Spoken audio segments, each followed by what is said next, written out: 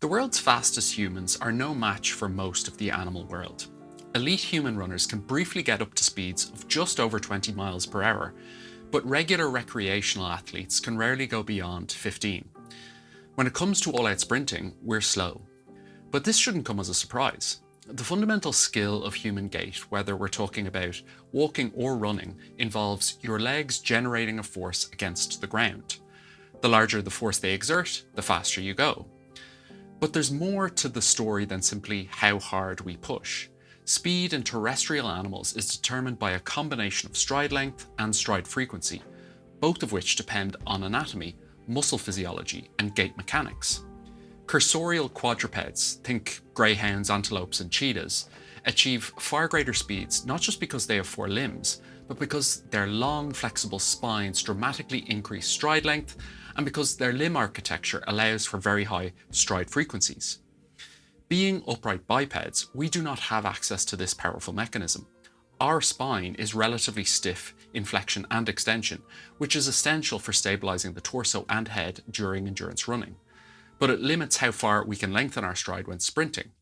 So while humans can generate high vertical forces with each step, we lack the elastic spine bow that quadrupeds use to whip themselves forward.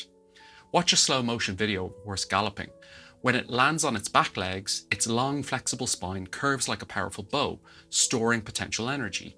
Then as the animal's hind limbs push off, the spine rapidly unbends, releasing kinetic energy to help catapult it into the air and increase its stride length.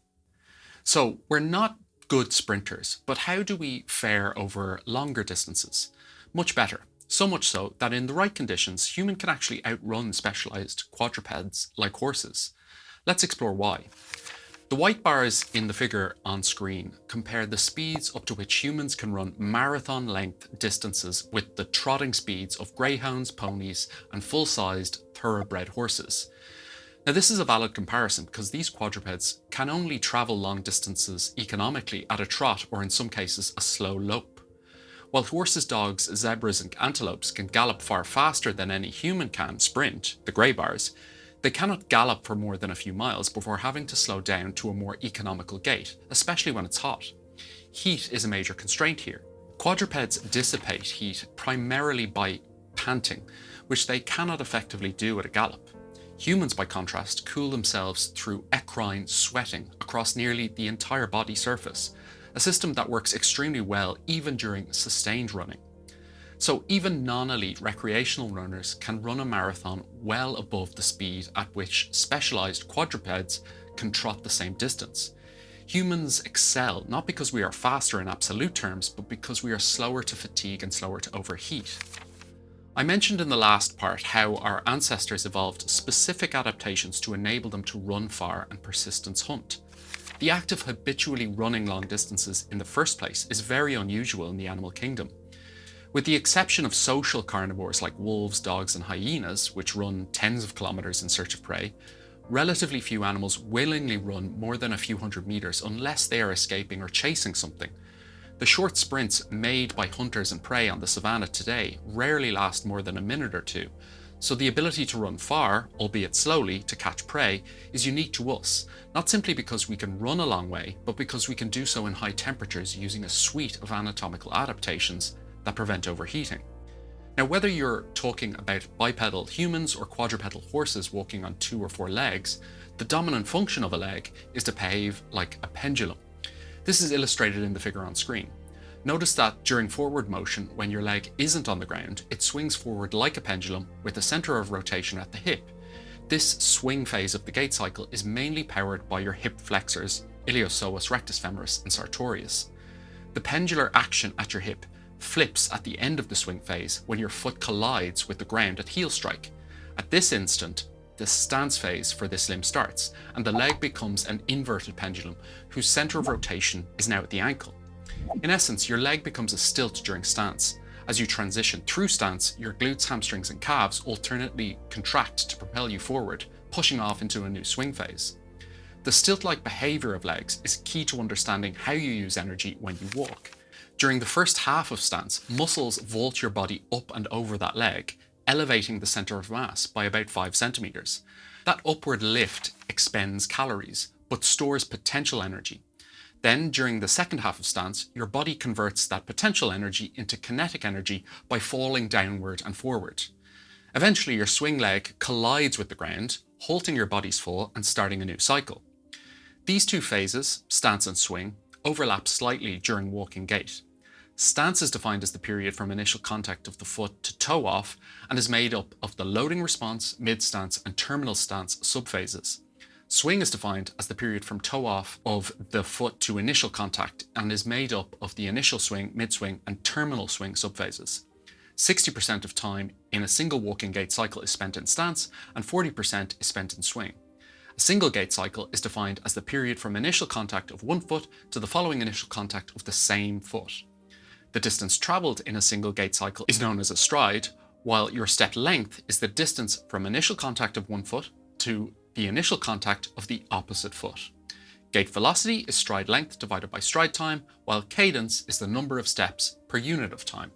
All of these things, cadence, stride length, step time, stride time, stance, and swing, are known as temporal spatial gait parameters. They allow us to formally define or characterize gait. These characteristics can be measured with pressure mats, force platforms, and 3D motion analysis camera systems. The study of kinematics involves the use of 3D motion analysis systems that digitally reconstruct the individual's body as a multi-segment system. Kinematics isn't concerned with the forces that cause the movement, but rather with the movement itself. Constructing the coordinates and orientations of rigid body segments allows us to calculate joint angles, joint angular velocities, and joint acceleration. Essentially, this means we can evaluate the specific joint motions involved in the phases and subphases of the gait cycle with a view to understanding how the body achieves the efficiencies of motion I alluded to earlier. It is through studies of human gait with kinematic analyses that we know about the trajectory of the centre of mass.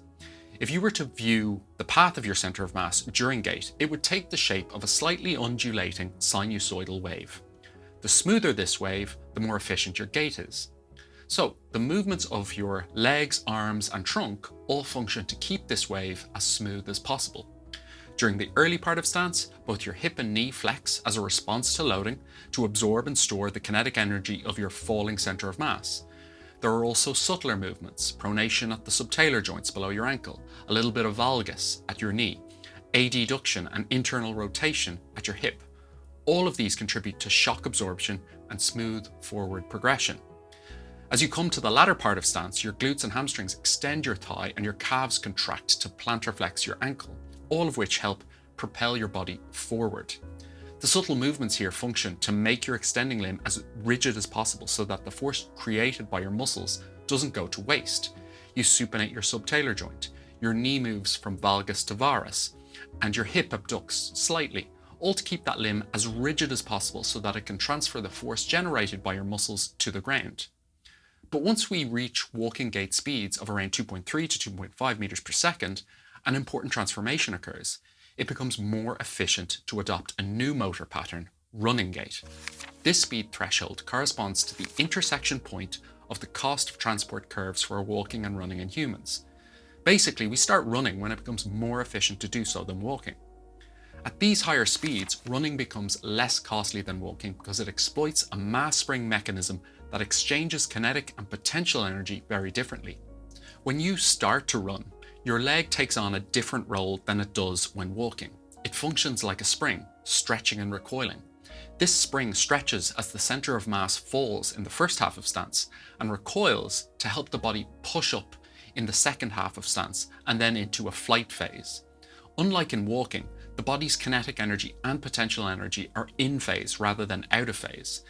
This reversal allows us to save energy for what is essentially a different movement task, locomotion at faster speeds. We discussed in the last lecture some of the adaptations that allow us to do this. One example is our collagen-rich tendons in the leg, such as the Achilles tendon and the plantar fascia. The Achilles in particular is much larger and more compliant in humans compared with apes and chimps. It allows us to store elastic strain energy during the initial braking part of the support phase, and then to release that energy through recoil during the subsequent propulsive phase. The longitudinal arch of the foot and the plantar fascia act in a similar way, stiffening during push-off and contributing to efficient forward propulsion. Another important adaptation, one that is often overlooked, is our ability to stabilize the head during running. Humans have a well-developed nuchal ligament and enlarged semicircular canals in the inner ear. These features help keep the head steady while we run, which is crucial for persistence hunting because it allows us to maintain visual focus while moving at speeds over uneven terrain.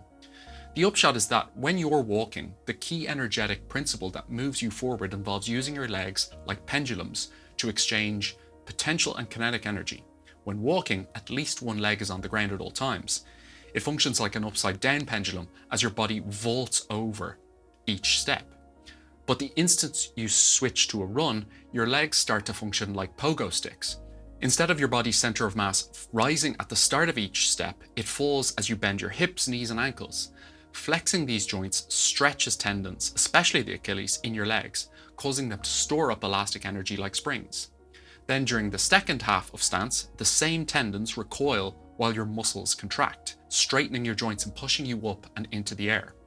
And all the while, you lean forward slightly from your ankles, you bend your elbows, you flex your knees more as you swing them, and move your arms asynchronously with your legs. So our bodies have evolved to run, but what makes a good runner? In the next part, we'll be discussing the physiology of long-distance running.